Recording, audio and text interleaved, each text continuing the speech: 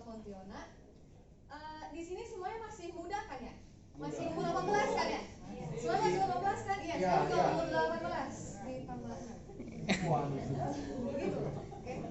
Gak apa-apa, asal kita jiwanya masih muda, masih semangat, masih berapi-api, masih sehat, masih bisa melakukan apapun itu, berarti masih muda kan ya kita semua. Benar. Nah, gitu. Di sini saya cuma mau sharing aja, sharing dikit tentang ya pengalaman saya tentang entrepreneurship, yang entrepreneurs gitu ya, dan juga ya sedikit tentang pola pikir gitulah ya. Saya di sini bukan jadi motivator ya teman-teman, tapi cuma sharing aja kayak gitu. Nah teman-teman paham nggak atau tahu nggak arti dari jiwa entrepreneur? Kalau teman-teman cari di Google itu pasti ntar munculnya memberikan nilai lebih ke sesuatu yang nggak bernilai ataupun nilainya bahkan nggak negatif gitu. Dan nilai lebih itu dijual ke masyarakat umum, diperkenalkan dan dijual ke masyarakat umum. Sales dong berarti? Bukan gitu. Ntar kita naik tingkat ya. Nah, gitu. Nah, cuma apa sih sebenarnya jiwa entrepreneurship? Kita mundur dikit ya. Pertama-tama pasti kita harus punya ide bisnis. Ide bisnis apapun itu baru ada modal. Nah, kita keluar dari rumah aja udah keluar modal kan? Wifi, Grab, makanan, kayak gitu ya. Tapi itu kebutuhan. Ada modal lebih. Modal lebih itu yang luar dari kebutuhan kita. Terus yang kedua, itu kita harus bisa jalanin bisnis. Kita apply bisnisnya ke realita. Nah, habis bisnis itu udah jalan, berarti uangnya masuk. Nah, uangnya masuk, berarti kita putar bukan? Kita putar uangnya buat dapet uang lebih, kayak gitu. Nah, terus yang keempat ngapain? Flexing. Saya nggak ngajarin flexing ya teman-teman. Tapi kalau misalnya kita bisa tunjukin ke orang-orang di luar sana perjuangan kita dari 0 ke 100 ataupun dari negatif ke 100, biar bisa memotivasi orang di luar sana untuk bisa sukses seperti kita, itu berarti bukan flexing kan ya teman-teman? Nah, beda berarti. Nah, cuma di sini balik lagi saya cuma mau sharing aja gitu. Nah, semuanya di sini pasti punya impian kan ya? Semuanya punya impian dari mau jalan-jalan ke luar negeri, ke Swiss, ke Jepang, kemanapun. Terus mau pensiunin orang tua, ya nggak?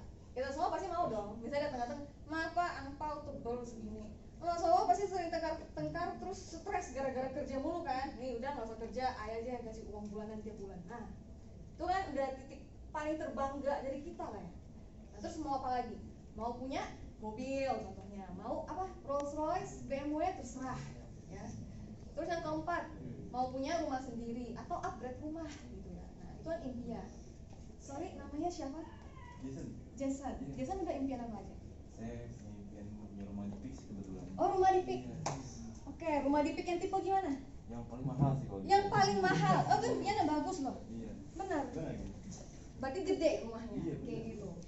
Nah, cuman pas saya tanya teman-teman punya impian atau enggak, pasti teman-teman udah list dari 1 sampai Z, ya enggak? Nah, dan saya yakin 80% dari impian-impian tersebut hanya bisa dipenuhi kalau punya cien, ya gitu, duit, gitu. Itu realitanya. Makanya entrepreneur itu penting. Nah, cuman pertanyaannya adalah kapan teman-teman mau mencapai impian tersebut? 5 tahun ke depan, 10 tahun ke depan, nggak ada yang tahu, ya kan?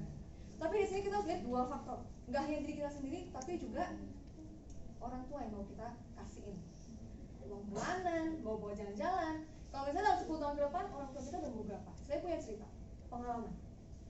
Tahun lalu paman saya umur 61, tapi dia udah berpulang. Di situ saya terpukul. Papa saya umurnya 57, dan saya baru umur 24.